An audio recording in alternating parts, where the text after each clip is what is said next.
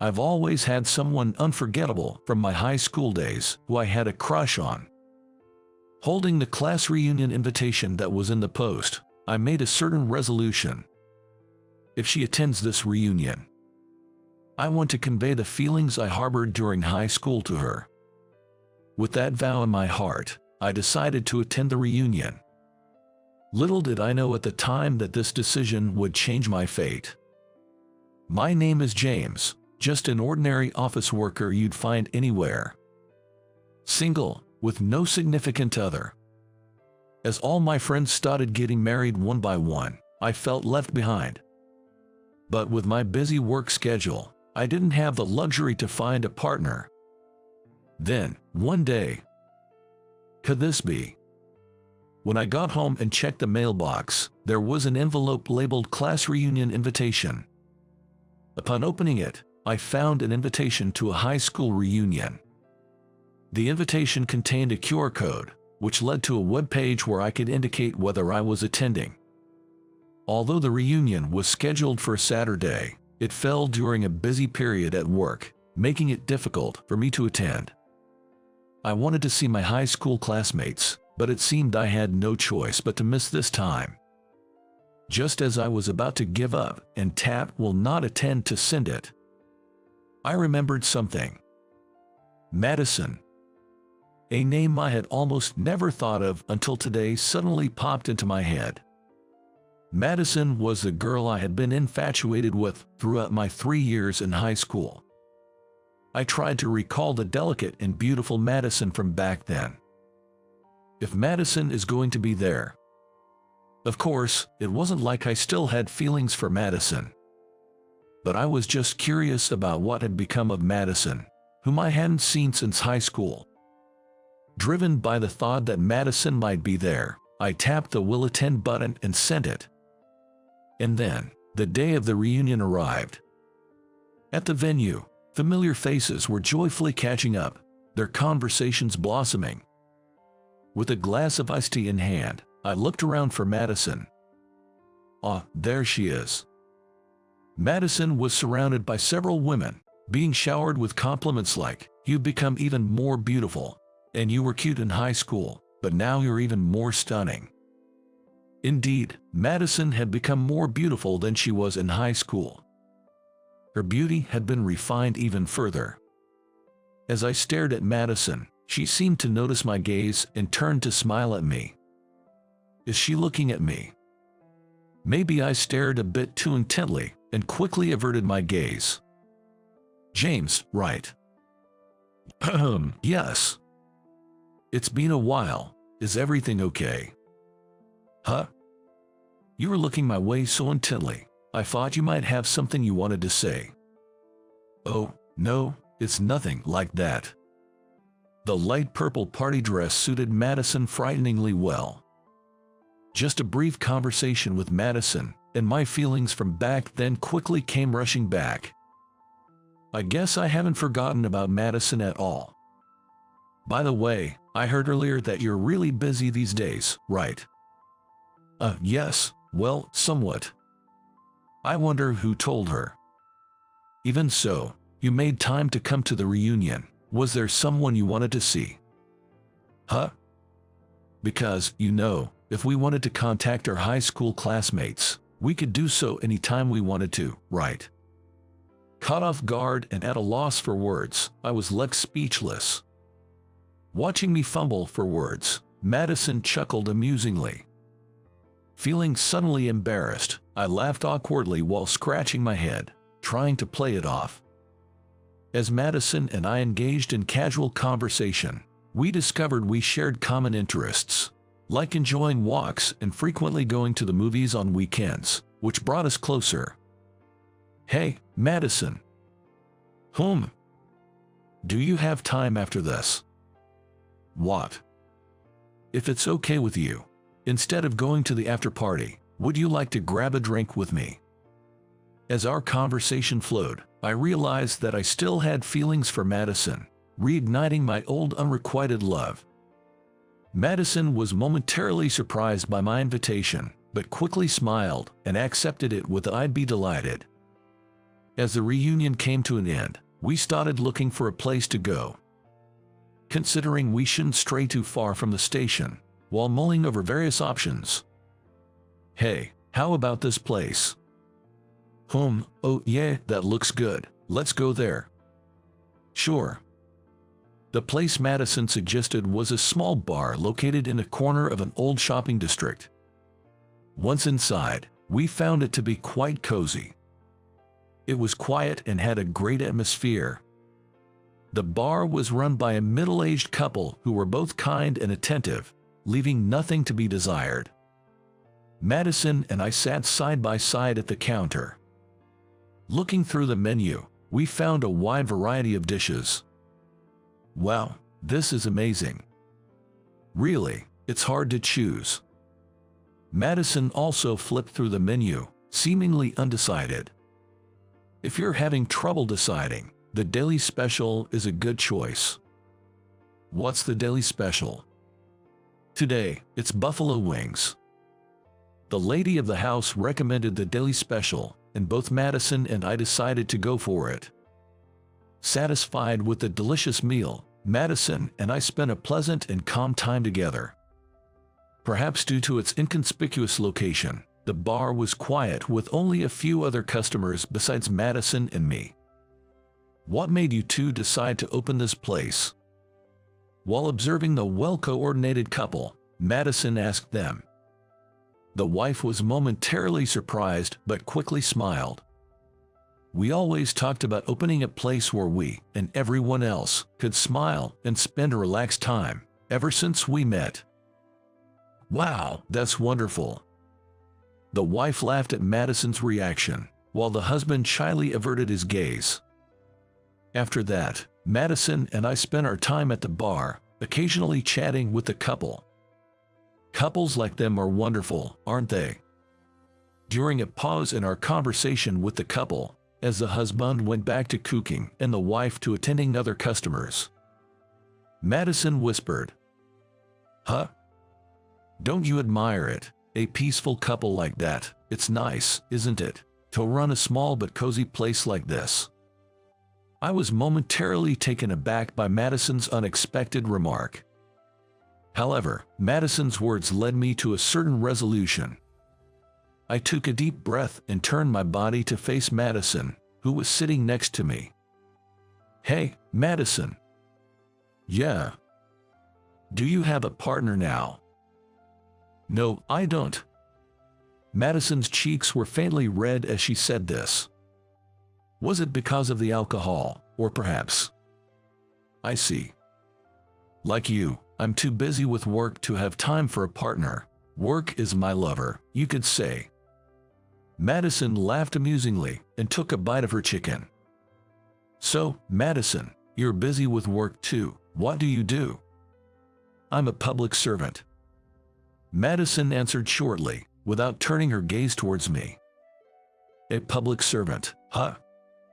I imagined Madison working at an office, reaching out to help those in need. That suits her. Madison had always been kind and gentle since our school days, so it seemed like the perfect job for her. "What about you, James? What do you do?" "I'm just a regular office worker, nothing special." "I see." Madison seemed to be enjoying the conversation. It was getting late into our meal.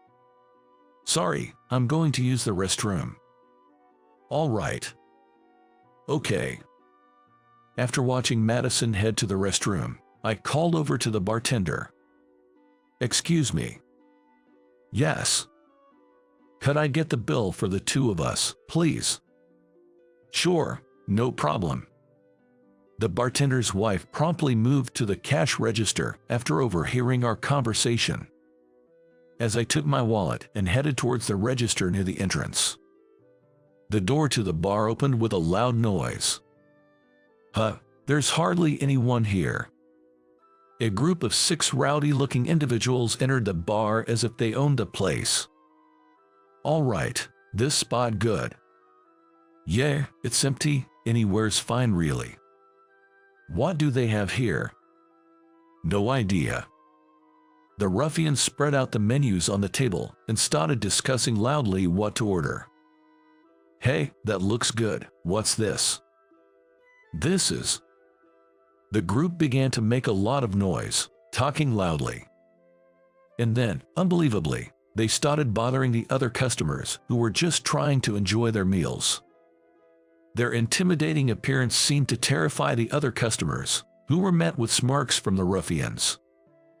"Don't be so scared. We're not gonna do anything to you. Yes, we just wanted to make friends by talking to you, that's all. Hey, hurry up and take our order." The once quiet bar became noisy. The bartender stopped cooking, unsure of how to handle the sudden situation, while his wife looked on the verge of tears as she watched the ruffians. I couldn't stand the thought of these people ruining the peaceful atmosphere of a bar started by a couple who wanted to make their customers smile. Feeling I couldn't just stand by and watch, I decided to confront the ruffians. "Hey, you guys. What do you want? Don't you care that you are bothering everyone around you? What, you playing hero? Cool, man. Huh? Mind your own business. We're paying our way, so it's all good.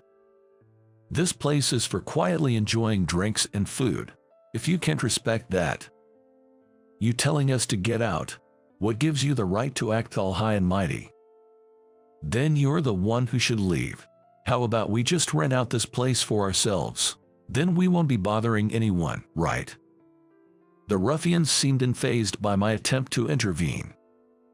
Instead, they suddenly decided to rent out the place and forcefully kick me out, pushed by several of them. Since I was thrown out with nothing on me, all my belongings, including my phone, were left at the counter seat. Realizing I had left my phone behind when I reached for my pocket to call the police. "Excuse me, do any of you have a phone on you?" I asked the other customers who, like me, had been kicked out of the store, but it turned out that everyone had left their belongings inside, and not a single person had a means to contact the police. Madison. I remembered that Madison had left for the restroom just before the ruffians showed up, which meant she was unaware of their presence inside. I tried to open the door, but it was locked from the inside. I moved to a window through which I could peek inside without being noticed by the ruffians. Just then, Madison came out of the restroom. Unaware of the situation, she inevitably ran into the ruffians. Upon spotting Madison, the ruffians quickly surrounded her. "Hey, look, a lady all by herself. Got ditched by her boyfriend. Huh? Poor thing. Why don't you have a drink with us and cheer up?" One of the ruffians put his arm around Madison's waist and pulled her close. Madison. Unable to bear the thought of Madison being touched by their filthy hands, I tried to open the door in a rage, but it wouldn't budge. Even trying to force it open, I couldn't manage it alone. From my perspective, Madison seemed frightened by the ruffians, but in reality, she was completely calm at that moment. The reason for her calmness would soon become clear. Instead of Madison's scream, what reached my ears as I struggled with the door was the sound of men's groans and a loud commotion. What? Is Madison being attacked? With the help of other customers, we managed to pry the door open, but what I saw was an unbelievable sight. The delicate Madison was gracefully taking down one ruffian after another, as if in a scene from a comic book, despite their larger size. Madison was completely unharmed. In fact, seeing the situation, I almost felt sorry for the ruffians. "You bastards, we were being nice, and you got all cocky." Madison continued to throw the ruffians to the ground one after another. Her movements were so swift that I couldn't even join in to help, and I just watched the ruffians fall one by one. Actually, even if I had tried to help Madison, I would have just gotten in the way. Once the ruffians were all lying on the floor, unable to fight back, Madison let out a small sigh. Then, She casually took out her phone from her pocket and started making a call. "Hello, this is Madison." "Yes, Madison. I'm currently at an AB district." Listening in, it seemed like she wasn't making a personal call, but rather one related to her work. James. After ending the call, Madison immediately noticed me and hurried over. Wearing a slightly awkward smile, Madison approached. "Madison, are you hurt at all? Are you okay?" Yeah, I'm fine." "That's good to hear." Relieved to know Madison was unharmed, I could finally breathe easy. A few minutes later, several police cars pulled up in front of the store. They arrived quickly. Madison and I walked out of the bar together towards the cars. There, a police officer greeted her with a salute. "Good work, Madison. Great job." I could hear such exchanges reaching my ears. "Everyone is inside. Can you take the statements later?" "Of course." Madison seemed to be acquainted with the officers. There were so many things I wanted to ask Madison, like whether she was injured, what had happened, and how she knew the police officer, but I couldn't find the words for any of it. After some hesitation, I decided to ask Madison the one thing that was on my mind. "Madison, are you by any chance?" "Yes." "Related to the police?" "James, you're sharp." "Yes, I'm an active duty police officer." Madison pulled out her police badge from her bag. Indeed, the photo and name on it were unmistakably Madison's. It seems that after graduating from high school, Madison entered the police academy. It felt like a career Madison, with her strong sense of justice, would choose. It made more sense than her being a public service worker. Right, a public servant, huh? Well, yes, that's true. Police officers are public servants, so Madison wasn't wrong. But I felt a bit frustrated that I hadn't figured it out myself. The way I took down those ruffians, it's something I learned during my time at the police academy. See, I can handle being targeted now. Is that so?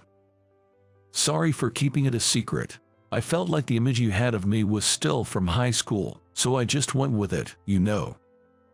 But where does someone as delicate as you get that kind of strength from? Haha, it's martial arts. Once you learn it, anyone can do it. Are you disappointed? What? No way. Really? That's good. Madison smiled at me, looking relieved. Actually, it's way too cool, and the gap with your usual self made me fall for you even more. I like you, Madison. I'm so happy that you first worried about whether I was hurt. Your kindness hasn't changed since high school, and that made me so happy. You are always you, James. Does that mean? Yes, I like you too, James. And so, the feelings I harbored since high school finally found their resolution, and Madison and I officially started dating.